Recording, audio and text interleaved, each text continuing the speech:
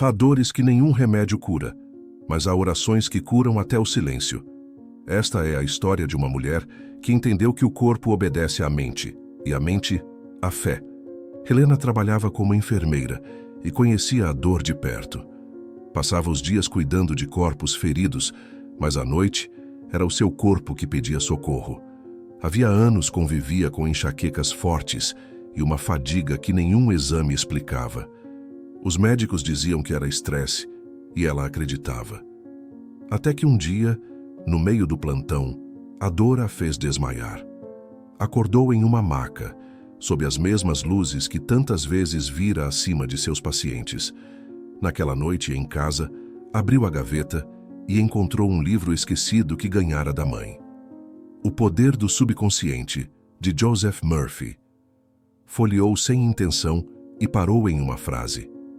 Toda célula do seu corpo responde à imagem mental que você sustenta. A frase a atravessou como um clarão. Ela, que passava a vida imaginando dor e preocupação, percebeu que talvez estivesse ensinando o corpo a adoecer. Na manhã seguinte, decidiu tentar algo diferente. Diante do espelho, disse em voz baixa: "Meu corpo é templo da vida perfeita de Deus." A voz soou tímida, mas algo vibrava nela. Era como se o corpo reconhecesse o idioma esquecido da fé. Nos dias seguintes, manteve o ritual. A cada manhã tocava a testa e afirmava: "A energia divina flui por mim, dissolvendo toda a dor." No início, parecia apenas palavras soltas, mas pouco a pouco o corpo começou a responder. As crises diminuíram, o sono ficou mais leve, e uma calma diferente tomou conta do peito. Em certo domingo, assistindo a uma palestra sobre cura mental, ouviu a oradora citar Florence Scovel Shinn: "A doença é uma crença invertida, a cura é lembrar-se da verdade." Anotou essa frase no bolso e passou a repeti-la no intervalo do trabalho. Cada vez que a dor ameaçava voltar, respirava fundo e dizia: "Eu escolho lembrar da verdade." Um dia, percebeu que estava há 2 semanas sem crise. Chorou de gratidão não porque se sentia curada, mas porque se sentia desperta. Naquela noite escreveu no diário: "O corpo fala o que a alma pensa, e eu decidi pensar saúde." Com o passar dos dias, Helena começou a entender que o processo de cura era mais do que físico. Era um reencontro com a própria mente, com aquilo que vinha ignorando há anos. Percebeu que seu corpo nunca fora o inimigo, apenas o mensageiro. Quando o medo, a culpa e o excesso de responsabilidade se acumulavam, ele falava por meio da dor. E agora que ela o ouvia com gentileza, as dores se transformavam em sinais de liberação. Na sala de descanso do hospital, começou a escrever pequenas frases em papéis coloridos. "Sou guiada pela saúde divina. A paz de Deus habita em cada célula. Minha mente cria equilíbrio." Colava essas frases no armário, na parede, até na garrafinha de água. Colegas riam, mas ela sorria em silêncio. Certa vez um médico perguntou por que ela fazia aquilo. "Para lembrar ao corpo que ele é amado", respondeu. Nessa mesma noite, sonhou com um jardim. Caminhava descalça sobre a grama úmida e ouvia uma voz suave: "Tudo o que você acredita, o corpo obedece." Acordou chorando, não de dor, mas de reconhecimento. A fé começava a morar no corpo e o corpo começava a florescer junto. O tempo trouxe novos desafios, como uma prova para a fé recém-descoberta. Em um exame de rotina, os médicos encontraram uma alteração que exigia investigação. O velho medo tentou voltar, mas ela respirou fundo e lembrou das palavras de Murphy: "A mente que confia transforma o diagnóstico em oportunidade de cura." Decidiu não se desesperar. Em casa, criou um pequeno altar com uma vela branca, um vaso com flores e um espelho. Todas as noites, antes de dormir, olhava o reflexo e dizia: "A luz divina me cura agora." Não era um pedido, era uma declaração. Durante o tratamento, manteve o ritual. Ao invés de alimentar a ansiedade, alimentava a fé. Quando o corpo parecia cansado, repetia mentalmente: "Sou forte na força de Deus." E a cada dia sentia menos medo. começou a perceber que a cura acontecia em camadas, primeiro na mente, depois nas emoções e, por fim, no corpo. E mesmo antes de receber o novo resultado, já se sentia saudável, porque entendia que a saúde não era ausência de sintomas, mas presença de harmonia. As semanas que antecederam o novo exame foram um exercício diário de fé. Cada pensamento de dúvida era recebido com ternura, não com medo. Eu te vejo, mas escolho confiar, dizia mentalmente, sempre que o pessimismo tentava se infiltrar. Aprendeu a observar a própria mente como quem cuida de um jardim. Retirava as ervas daninhas do medo e regava as flores da esperança. Antes, via a oração como súplica. Agora, via como sintonia. Não pedia por cura, afirmava a saúde.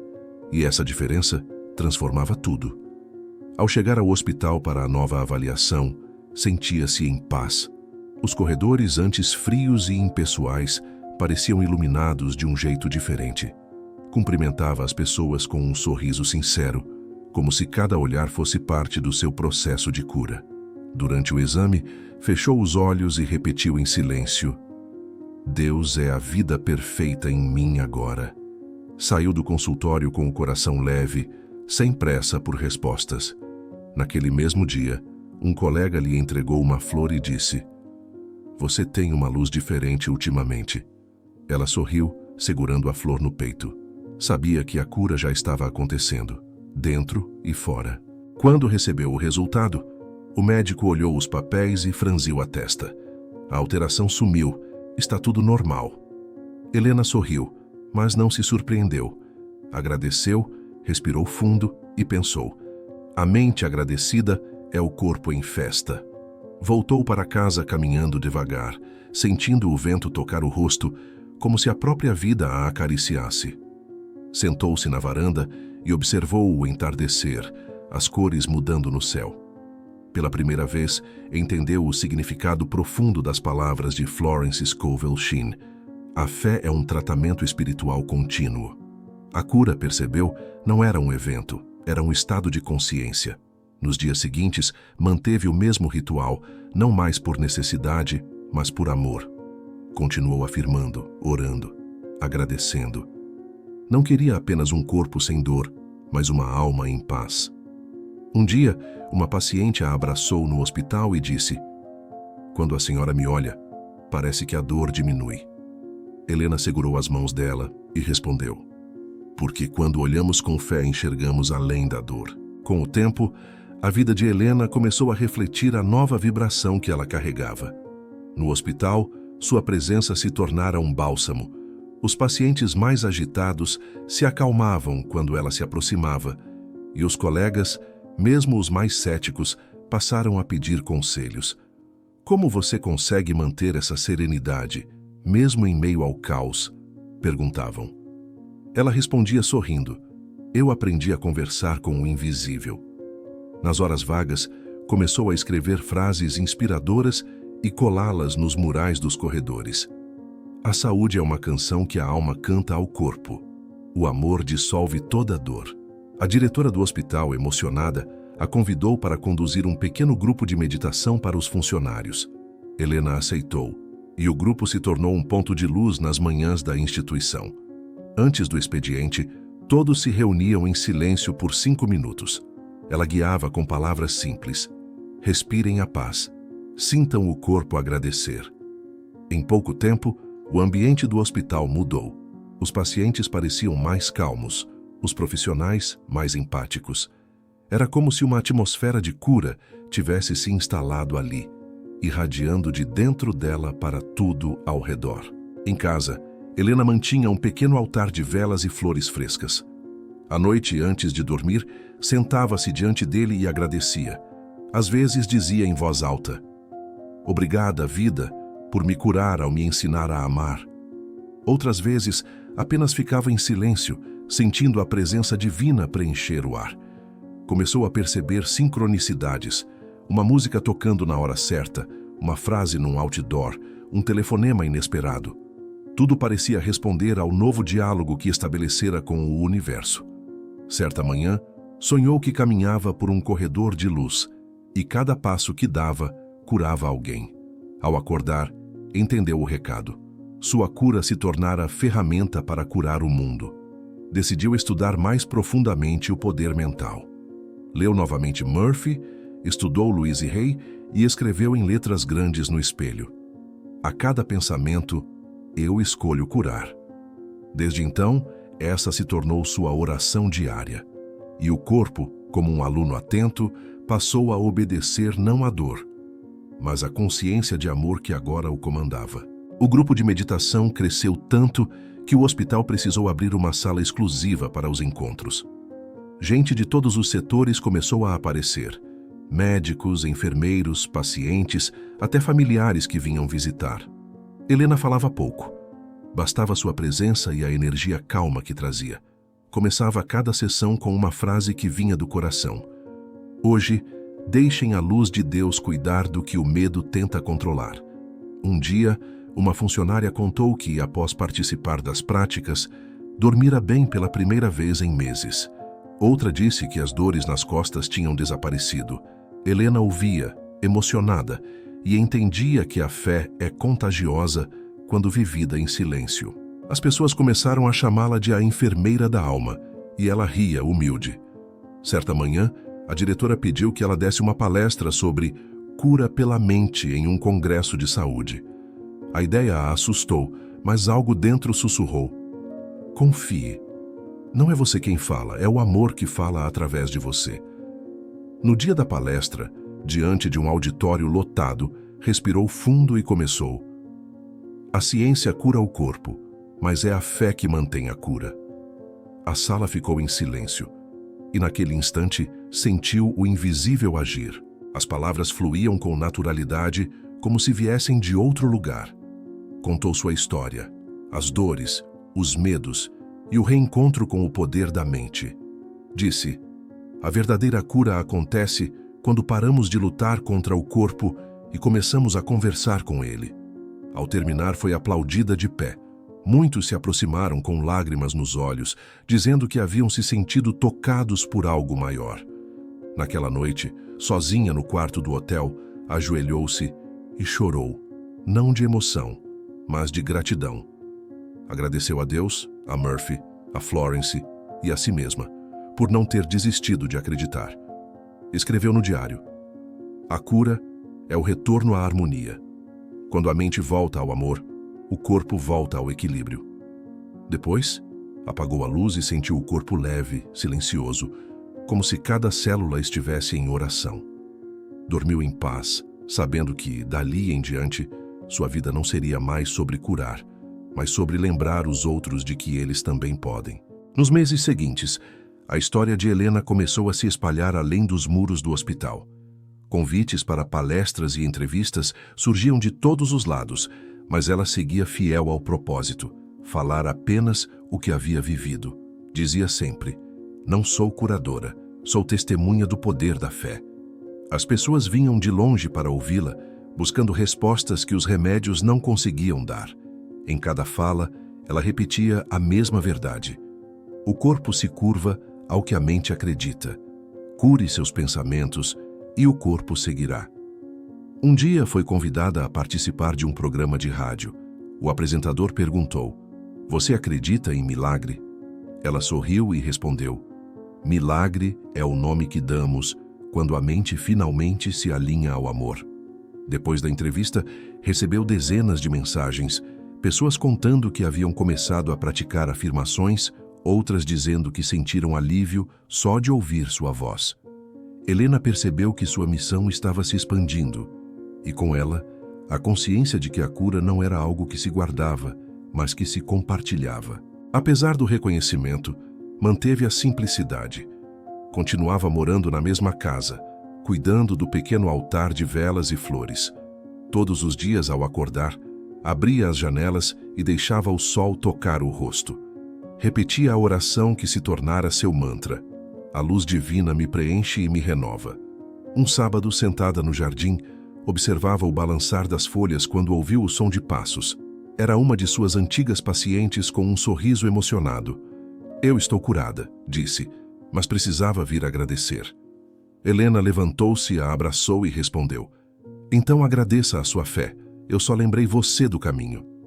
A mulher chorou, e as duas ficaram ali, em silêncio, ouvindo o vento entre as árvores. Naquele instante, Helena compreendeu que a fé não era um remédio, era um lembrete. Um lembrete de que a vida, quando ouvida com amor, se auto-regenera. Mais tarde, escreveu em seu caderno: "A cura é a linguagem de Deus falando através do corpo." E ao fechar o diário, sentiu uma presença serena ao seu lado, como se o próprio universo dissesse: "Continue." O tempo passou, e Helena percebeu que sua vida se tornara uma oração viva.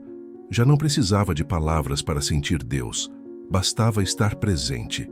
O hospital agora a chamava de referência em humanização, mas ela sabia que seu verdadeiro título era aprendiz da luz.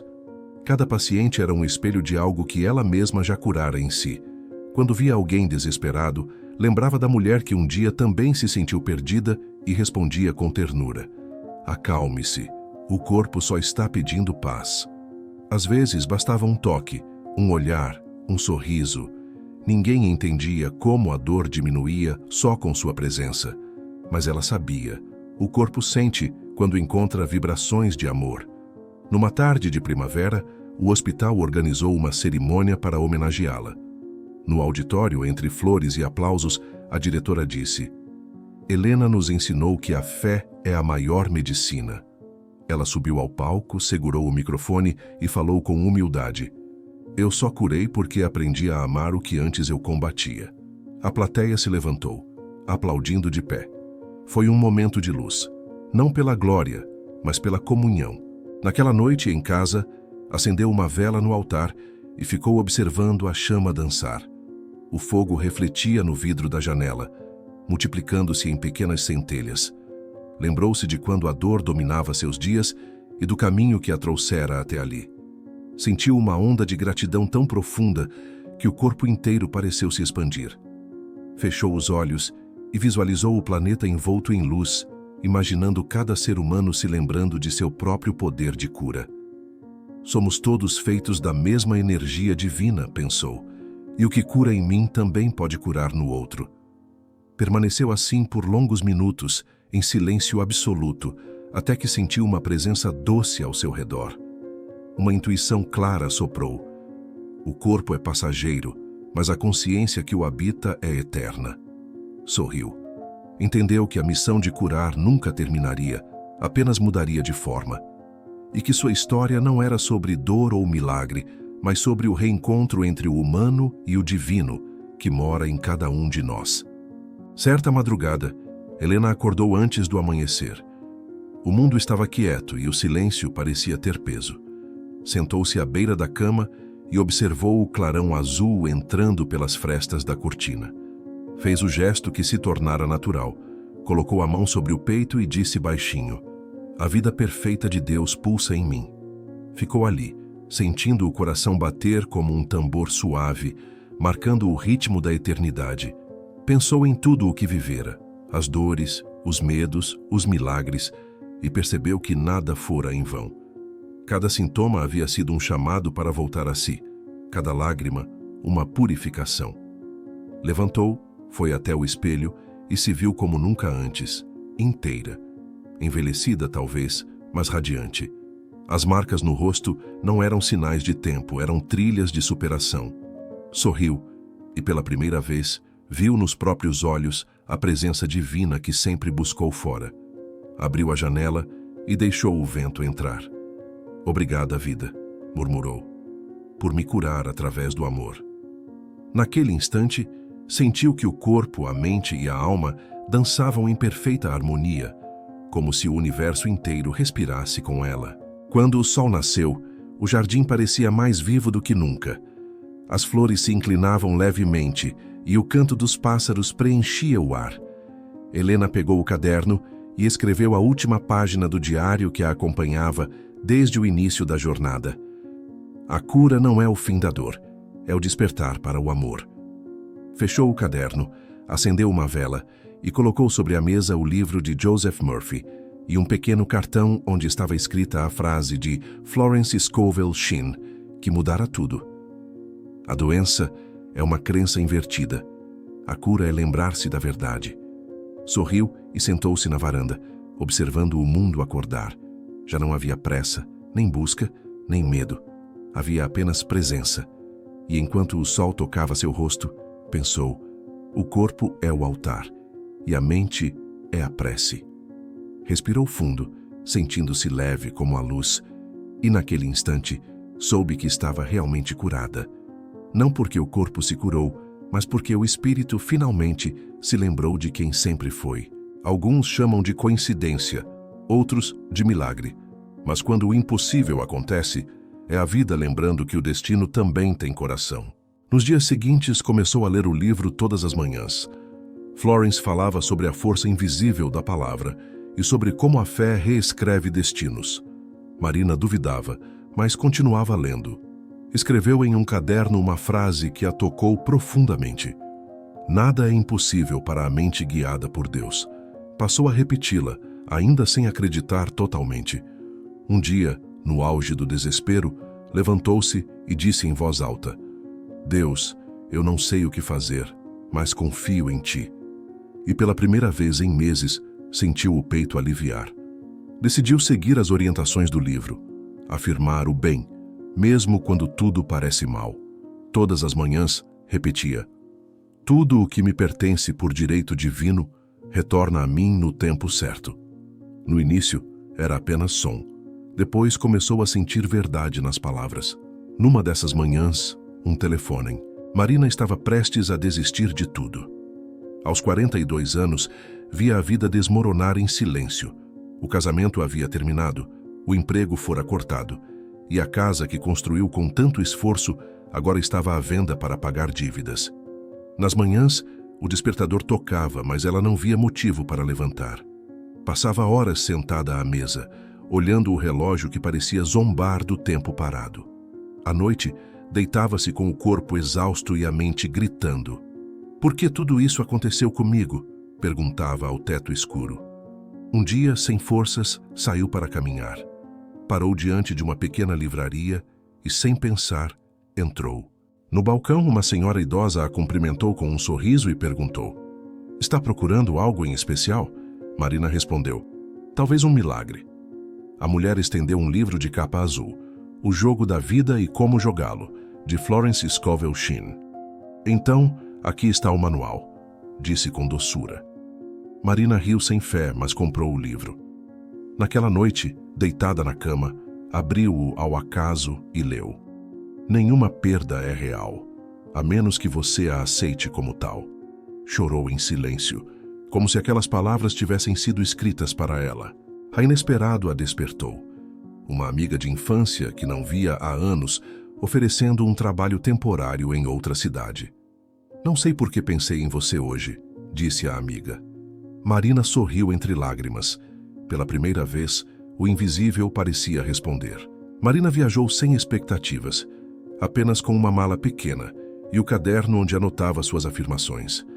A cidade era simples, cercada de montanhas e silêncio. O novo trabalho, auxiliar em uma biblioteca comunitária, pagava pouco, mas algo naquele lugar parecia acolhê-la. O ar era leve e o som dos sinos da igreja próxima trazia uma paz antiga. Todos os dias, antes de abrir a biblioteca, sentava-se perto da janela e fazia seu ritual. Tudo o que é meu por direito divino está agora se manifestando. Enquanto repetia, o sol invadia o rosto e ela sentia o corpo aquecer, como se cada raio fosse uma resposta silenciosa. Às vezes, a mente duvidava. E se nada mudar? Então ela lembrava das palavras de Florence. O jogo da vida é jogado com a fé. Quem desiste perde a jogada. Com o tempo, algo curioso começou a acontecer. Pessoas vinham à biblioteca buscar livros que ela mesma precisava ler. Uma mulher pediu ajuda para encontrar um título sobre perdão. Um homem procurava obras sobre recomeço. Cada conversa era um espelho. E Marina entendeu. O universo falava com ela através dos outros. Certa tarde, Arrumando uma prateleira alta, um livro caiu em seus pés. O título era O Poder do Subconsciente, de Joseph Murphy. Sorriu, lembrando da senhora da livraria. Levou o livro para casa e começou a ler. O subconsciente é o instrumento da mente divina. Quando você entrega seus desejos a ele com fé, o milagre se torna inevitável. Fechou o livro com as mãos trêmulas. Pela primeira vez, entendeu o que Florence e Murphy diziam em uníssono. O invisível não é fantasia, é uma lei. Decidiu colocar em prática um novo exercício. Toda noite antes de dormir, visualizaria a vida que desejava, não a que temia. Viu-se saudável, feliz, com um lar tranquilo e um propósito maior. Nos primeiros dias, parecia apenas imaginação, mas em pouco tempo começou a sentir-se diferente. Acordava com uma serenidade inexplicável, uma certeza silenciosa de que algo estava se movendo. E estava. Na semana seguinte, a dona da biblioteca anunciou que deixaria o cargo e recomendou o nome de Marina para substituí-la. Ela aceitou emocionada e pensou: talvez o destino mude quando a gente finalmente se permite acreditar. Os dias em que Marina abria a biblioteca tornaram-se um ritual de fé. Colocava flores frescas no balcão e dizia em voz baixa: que este lugar seja casa de cura para quem entra. E de algum modo, era. Pessoas chegavam em busca de livros e saíam mais leves, como se tivessem encontrado algo além das páginas. Às vezes Marina apenas escutava histórias de perdas, de medos, de recomeços. Aprendeu que cada alma carrega um pedido silencioso e que escutar é também uma forma de oração. Um senhor idoso, frequentador assíduo, certa vez lhe disse: sabe, minha filha, a vida se resolve quando a gente para de brigar com Deus. Aquela frase ficou martelando em sua mente por dias. À noite escreveu no caderno: parar de resistir é começar a fluir. E começou a observar quantas vezes ainda lutava contra a corrente. Percebeu que, embora tivesse encontrado paz, ainda carregava a culpa pelas perdas do passado. O casamento, o emprego, a casa. Certa madrugada, acordou com o coração apertado e, sem pensar, ajoelhou-se. Deus, eu te entrego tudo. O que for para ser meu, me encontre. O que não for, me ensine a soltar. Dormiu com lágrimas, mas leve como nunca. No dia seguinte, acordou com uma sensação diferente, como se algo invisível tivesse sido realinhado. As horas pareciam fluir sem esforço. À tarde, uma mulher entrou na biblioteca e perguntou se ela conhecia alguém que escrevia. Estou ajudando numa editora pequena e precisamos de alguém para revisar textos. Marina ficou sem fala. Era o que amava fazer: escrever, revisar, lapidar palavras. Entregou um texto antigo como teste. Uma semana depois, veio o telefonema. Seu trabalho é impecável. Quer começar conosco? Chorou sozinha, sentada no mesmo banco onde lia suas afirmações diárias. O universo parecia brincar com o impossível. Uma mulher que perdera tudo, agora reconstruía a vida a partir daquilo que sempre amou. Nessa noite, acendeu uma vela e abriu o livro de Florence. Leu. O homem não escolhe o destino. Ele cria, com a palavra e a fé. Fechou o livro e murmurou: então, Deus, que minhas palavras sejam de criação. Sentiu o coração responder com uma paz tão profunda que entendeu. O invisível havia começado a reescrever o roteiro da sua vida. As semanas se transformaram em meses, e Marina já não se reconhecia naquela mulher que um dia viveu em desespero. A fé agora fazia parte dos gestos simples, ao preparar o café, ao abrir as janelas, ao caminhar pelas ruas. Tudo parecia carregado de significado. Começou a ensinar as pessoas que vinham à biblioteca a escreverem suas próprias afirmações, assim como ela fazia no início. Criou um mural onde cada visitante podia deixar uma frase positiva. Em pouco tempo, o espaço virou um santuário de palavras. Eu sou suficiente. O bem me encontra. A vida conspira a favor da luz.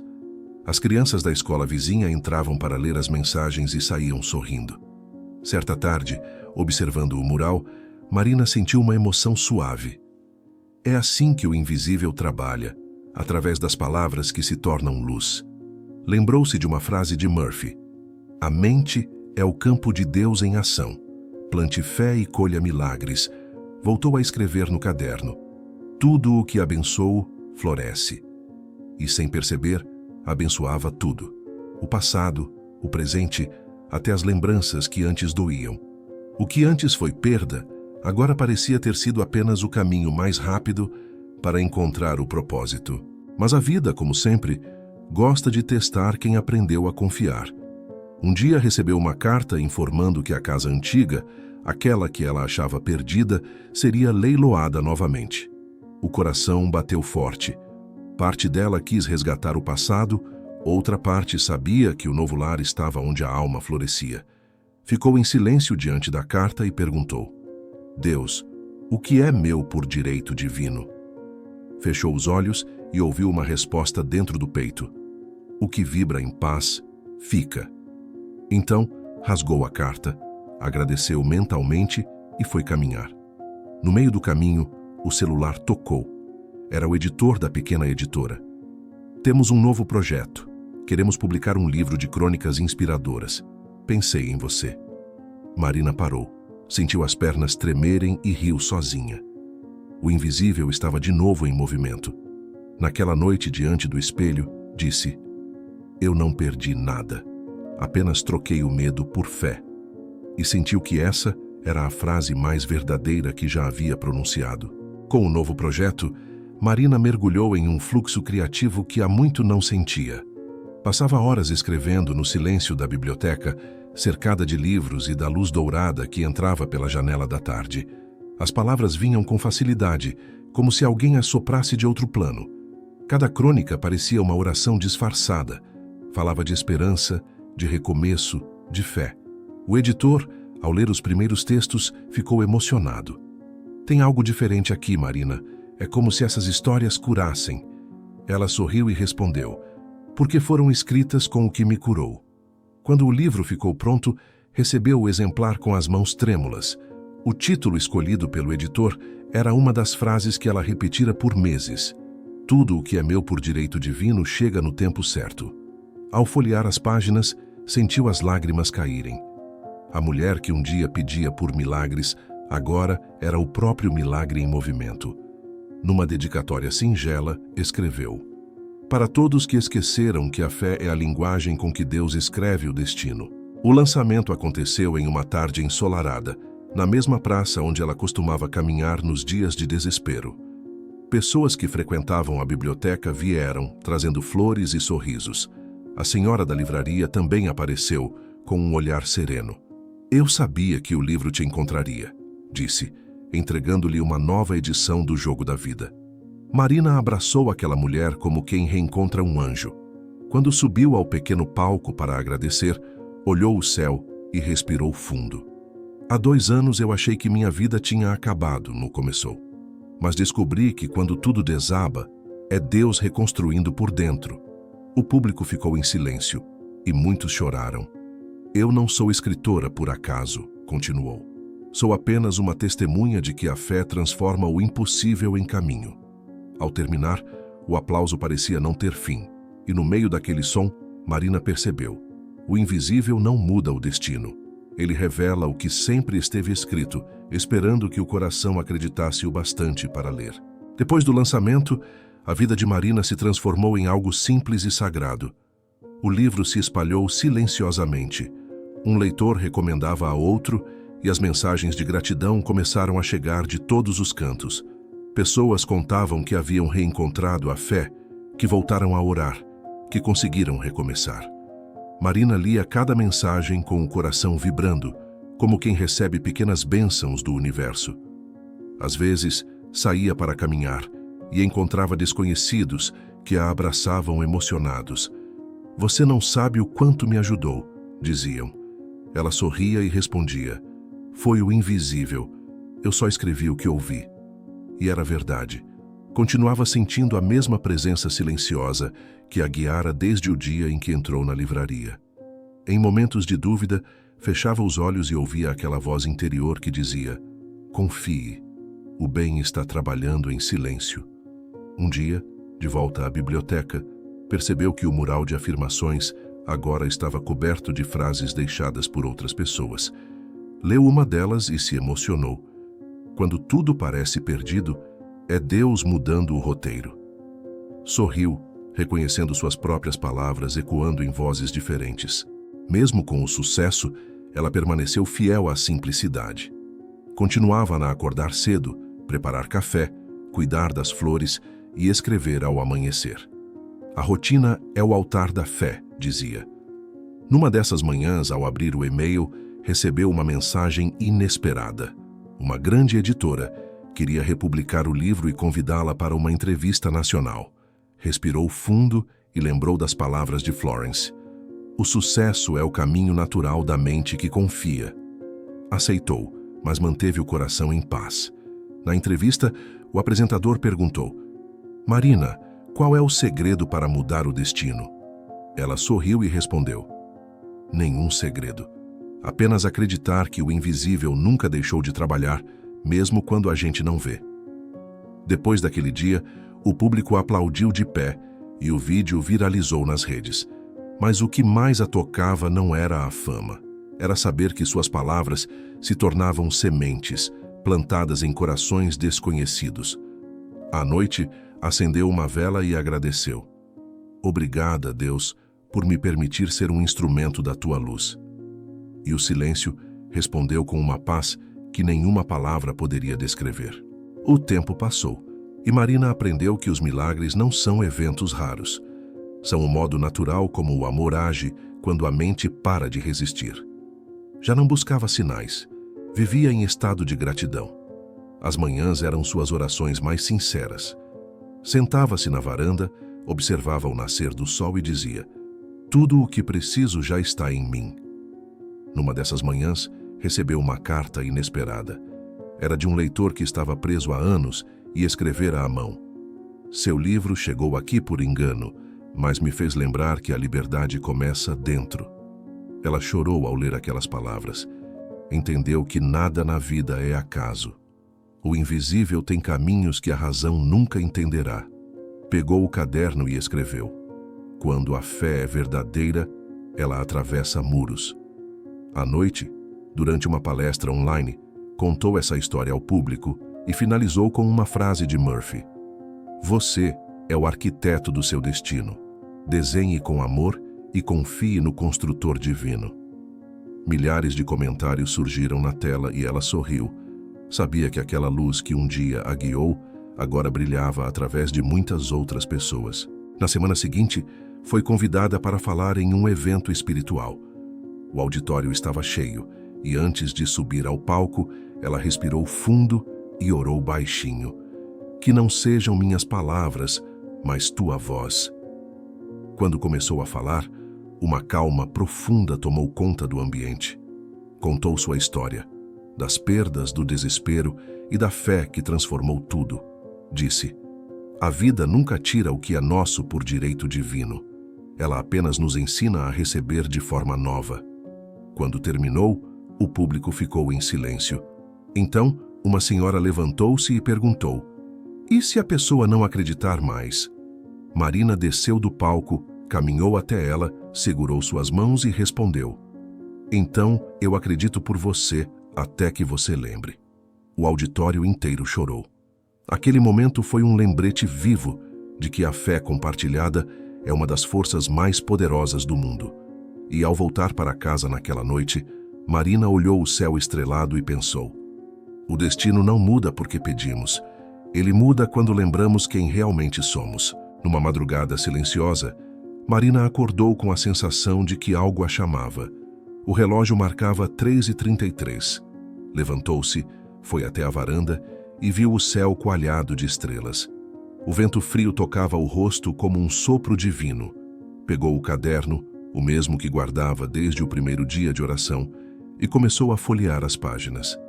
Cada frase era uma lembrança do caminho percorrido, da mulher que chorava diante do caos, aquela que aprendeu a ouvir o invisível. Leu em voz alta o que escrevera anos antes. Nada é impossível para a mente guiada por Deus. Fechou os olhos e sorriu. Sentia-se completa. Naquele instante, percebeu que o milagre nunca fora a mudança das circunstâncias, mas a transformação da consciência. Olhou para o horizonte e viu o primeiro clarão do amanhecer. O sol começava a nascer e as montanhas pareciam brilhar de dentro para fora. "Obrigada", murmurou. "Porque eu achei que tinha perdido tudo, e o que perdi foi apenas a ilusão de estar sozinha." Ficou ali em silêncio, até sentir a luz tocar o coração como uma bênção. Dias depois, a editora enviou um convite. O livro de Marina seria traduzido e publicado em outros países. Quando recebeu a notícia, ela riu. "O invisível tem um senso de humor perfeito", disse, lembrando das vezes em que duvidou. Mas agora entendia. A fé não apressa o tempo, apenas o harmoniza. Em uma das entrevistas sobre o novo lançamento, perguntaram: "Se você pudesse resumir sua jornada em uma frase, qual seria?" Ela respondeu sem hesitar: "O destino muda quando o amor decide escrever."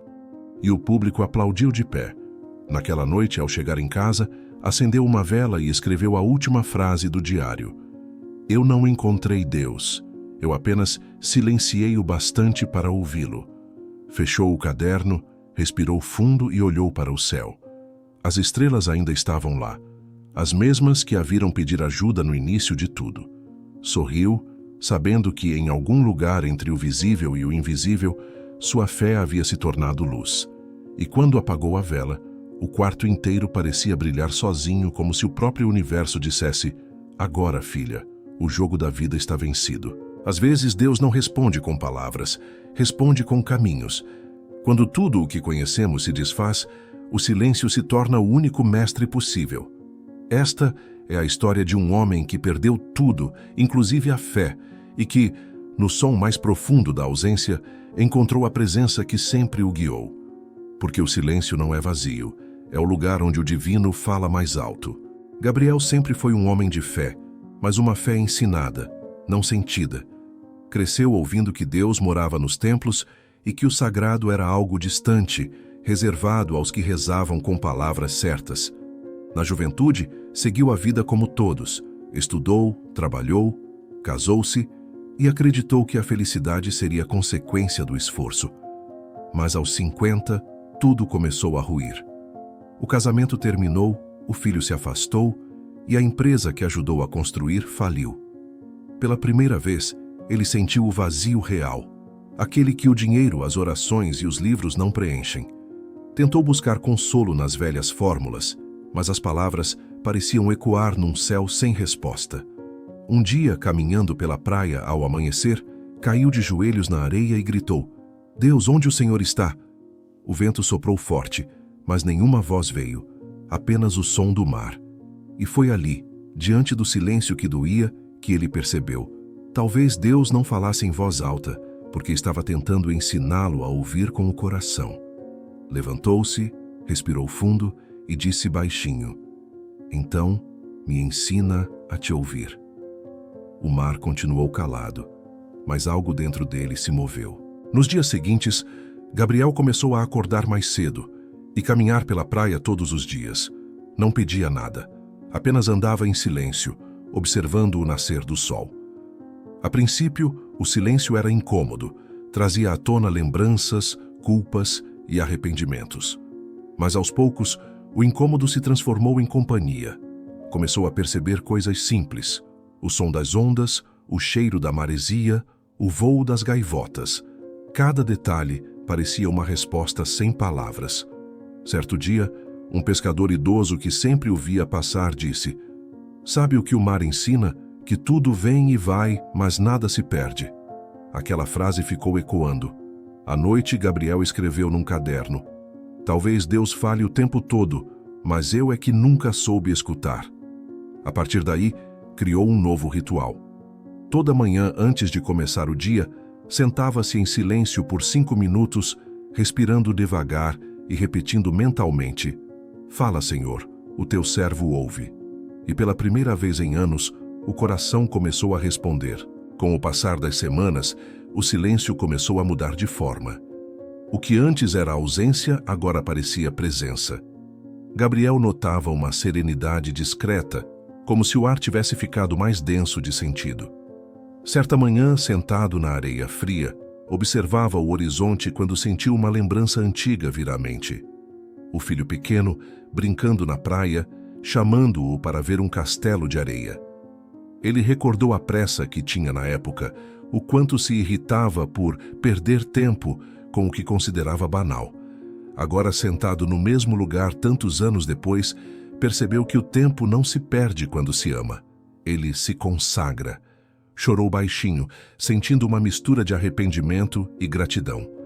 Foi então que ouviu, não com os ouvidos, mas dentro do peito, uma voz tranquila dizer: "Eu sempre estive aqui." Não sabia se era o vento, a memória ou algo maior, mas sentiu uma paz profunda, como se uma presença invisível o envolvesse. Desde aquele dia, passou a chamar aquele momento de a hora de Deus. E todos os dias, quando o sol surgia, ele dizia: "Bom dia, Pai. Eu vim te ouvir." Com o tempo, o silêncio o ensinou mais do que qualquer sermão. Aprendeu que oração não é falar, é sentir. Que fé não é acreditar cegamente, é perceber o divino nas pequenas coisas. Passou a notar a beleza escondida em tudo, o sorriso de um desconhecido, a brisa que o tocava no exato instante em que pedia um sinal, o cheiro de chuva antes da tempestade. Uma tarde, entrou em uma pequena igreja vazia e ficou ali, sentado, sem rezar. Observou o vitral iluminado pelo sol e percebeu como a luz atravessava o vidro colorido e formava desenhos no chão. Entendeu então que a fé era isso, a luz divina atravessando as imperfeições humanas para criar beleza. Sorriu e sussurrou: "Agora entendo, Deus. O Senhor nunca deixou de falar. Eu é que sempre estive com pressa demais para ouvir." Quando saiu da igreja, a cidade parecia mais viva, mais luminosa, como se o mundo inteiro tivesse mudado. Mas ele sabia, quem havia mudado era ele. Certo dia, Gabriel decidiu visitar o pai, com quem não falava havia anos. O silêncio entre os dois era mais pesado que qualquer palavra não dita. O velho vivia sozinho, em uma casa simples no interior, cercada por pés de laranjeira. Quando chegou, o pai o recebeu sem expressão, mas também sem rancor. Sentaram-se na varanda e o tempo pareceu parar. Por longos minutos, não disseram nada. Apenas o som do vento passando pelas folhas preenchia o espaço. Então, o pai suspirou e disse: "A gente só aprende o valor do silêncio quando o barulho da vida cansa." Gabriel sorriu e respondeu: "É no silêncio que Deus fala mais alto." O velho assentiu devagar e, naquele gesto, um perdão antigo se fez sem necessidade de explicação. Conversaram até o entardecer, e quando se despediram, o pai o abraçou pela primeira vez em décadas. No caminho de volta, Gabriel sentiu uma leveza nova. Entendeu que o perdão também tem som. É o som de um coração voltando a bater no ritmo da paz. Ao chegar em casa, escreveu: "O silêncio cura o que a fala não alcança." E dormiu com a sensação de ter concluído uma oração que começara muitos anos antes. Nas semanas seguintes, passou a escrever reflexões sobre suas caminhadas, seus encontros e o que chamava de diálogos com Deus. Enviava esses textos para um pequeno grupo de amigos que, sem perceber, começaram a reenviar para outros. Logo, pessoas de várias cidades pediam para receber suas mensagens. Um deles escreveu: "Suas palavras me trazem paz. É como se o próprio Deus falasse comigo." Gabriel ficou emocionado. Pensou em como tudo começara. Uma perda, um grito, um silêncio. E agora aquele mesmo vazio se tornava fonte de consolo para tanta gente. Começou a assinar suas mensagens como um aprendiz do silêncio. Certo dia, caminhando pela praia, viu uma mulher lendo uma das suas frases num panfleto que alguém havia reproduzido. Ela sorria enquanto lia. Gabriel passou por ela em silêncio, com o coração cheio. Não precisava dizer nada. Entendeu que quando a palavra nasce do silêncio, ela carrega o poder de curar. A nova rotina de Gabriel era simples, quase monástica. Acordava antes do sol, fazia café e sentava-se à janela para contemplar o despertar do mundo. Não havia mais pressa, apenas presença. O silêncio tornara-se sua forma de oração e a paz sua resposta.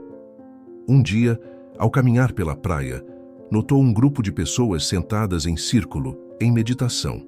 O instrutor o reconheceu, havia lido seus textos e o convidou a se juntar a eles. Gabriel se sentou sem pensar. Durante a prática, ouviu o som do mar misturado à respiração coletiva. Quando abriu os olhos, algo dentro dele se expandiu. Não era emoção, nem pensamento, era como se tudo ao redor estivesse unido em uma única consciência. Sentiu um amor tão grande que as lágrimas vieram sem motivo. Após a meditação, o instrutor se aproximou e disse: "O silêncio te escolheu para ensinar." Gabriel sorriu, sem entender, mas aquelas palavras o acompanharam por dias. Percebeu que o silêncio não era mais refúgio, era vocação, e decidiu segui-lo. Começou então a organizar pequenos encontros de reflexão. No início, apenas 3 ou 4 pessoas se reuniam ao pôr do sol, na areia. Gabriel não falava muito. Apenas conduzia respirações e, ao final, lia um de seus textos. Em poucos meses, o grupo cresceu. Pessoas chegavam cansadas da vida e saíam dali leves, serenas, como se tivessem tocado o sagrado. Um dia, uma mulher se aproximou chorando e disse: "Eu não acreditava mais em nada, até ouvir o seu silêncio." Ele a abraçou, sem dizer palavra. Naquela noite escreveu: "Quando a alma encontra a paz, ela fala sem precisar de voz." Desde então, compreendeu que o silêncio é a língua universal de Deus, que as palavras são importantes, mas é o espaço entre elas que carrega o milagre. E enquanto o mar lavava seus pés sob o céu rosado do entardecer, sentiu que sua vida havia encontrado um novo propósito: ser um canal entre o som e o sagrado. Com o tempo, os encontros na praia se tornaram um ritual para muitas pessoas. Chegavam em silêncio, sentavam-se em roda e esperavam o som das ondas guiar a mente. Gabriel começava sempre da mesma forma: "Hoje vamos ouvir o que o mundo tenta esconder." E depois todos fechavam os olhos. Não havia música nem pregação, apenas respiração e presença. Às vezes, o grupo inteiro permanecia 15 minutos em completo silêncio e, quando terminava, muitos choravam.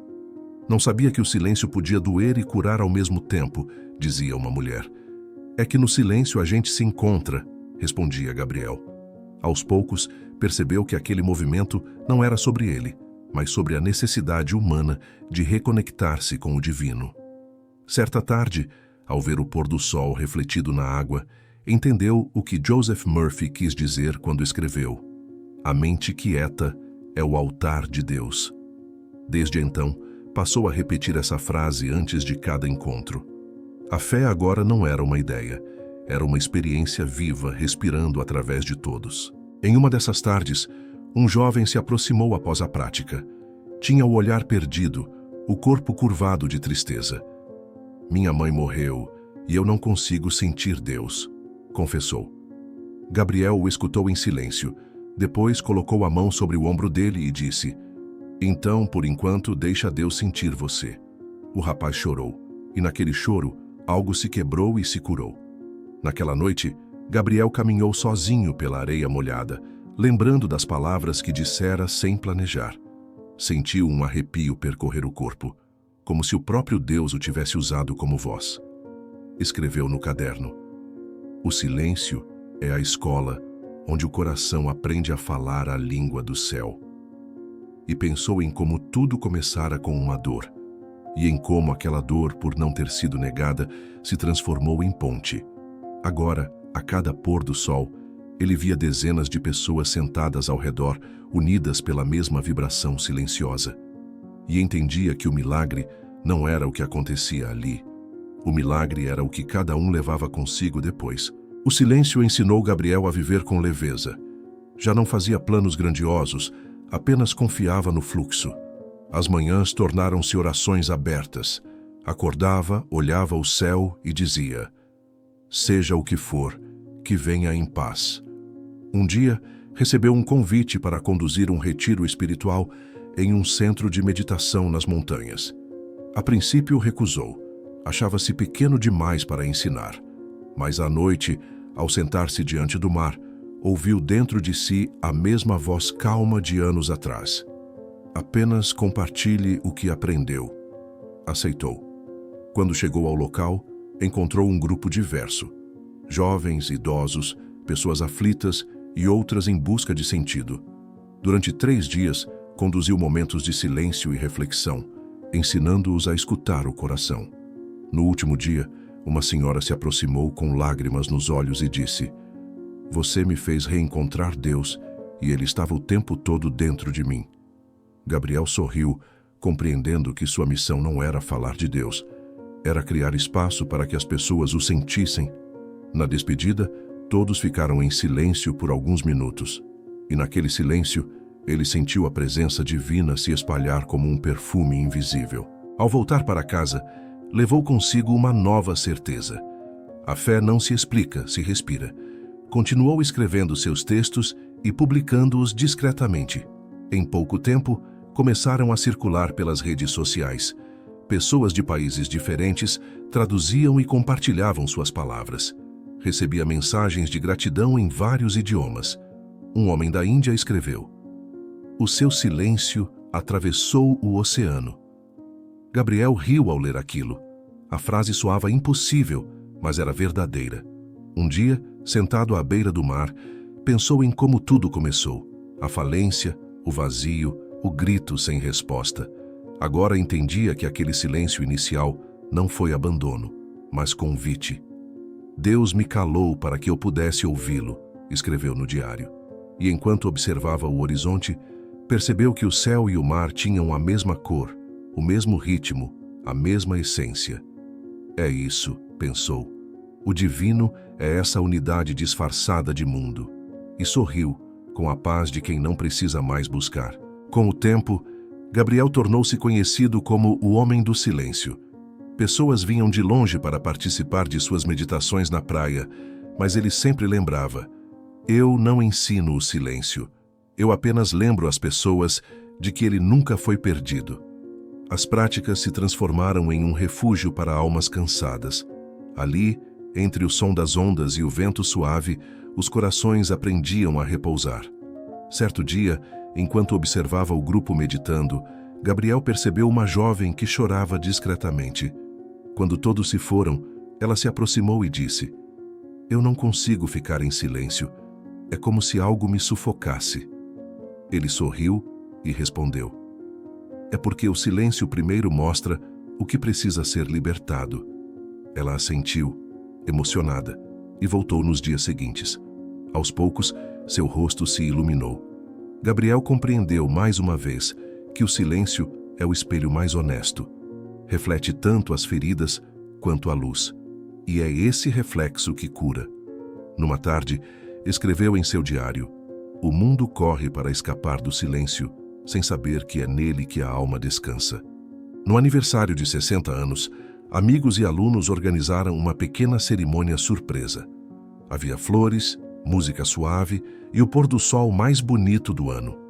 Quando todos se reuniram ao redor, pediram que ele falasse algo. Gabriel ficou em silêncio por alguns segundos, respirou fundo e disse: "Tudo o que vivi me trouxe até aqui. E o que aprendi é simples. Deus não grita. Ele sussurra. E quando o coração se aquieta, o universo inteiro responde." Aplausos suaves preencheram o ar, mas o som mais belo era o das ondas batendo no ritmo da gratidão. À noite, sozinho em casa, sentou-se à mesa e abriu seu velho caderno. Escreveu: "O silêncio não é ausência. É a forma como o divino se manifesta quando a alma se cala." Depois fechou o caderno, acendeu uma vela e permaneceu ali, observando a chama dançar. "A vida", pensou, "é uma prece contínua, e a resposta de Deus é esse instante." Numa madrugada calma, Gabriel acordou com o som da chuva suave tocando o telhado. Ficou deitado por alguns minutos, apenas ouvindo. Era o mesmo som que escutava nas noites de solidão, mas agora soava diferente, como uma melodia familiar. Levantou-se, acendeu uma vela e foi até a varanda. A rua estava vazia e o mundo parecia suspenso em paz. Sentou-se na cadeira de balanço, respirou fundo e murmurou: "Faz tempo que não conversamos, pai." Mas o que sentiu não foi ausência, foi presença. O coração batia sereno e o ar parecia mais leve. Pegou o caderno e escreveu: "Eu não encontrei Deus no barulho das preces, mas no silêncio das respostas." Sorriu. Pensou em quantas vezes implorou por sinais, sem perceber que eles estavam em cada amanhecer, em cada pôr do sol, em cada gesto de amor.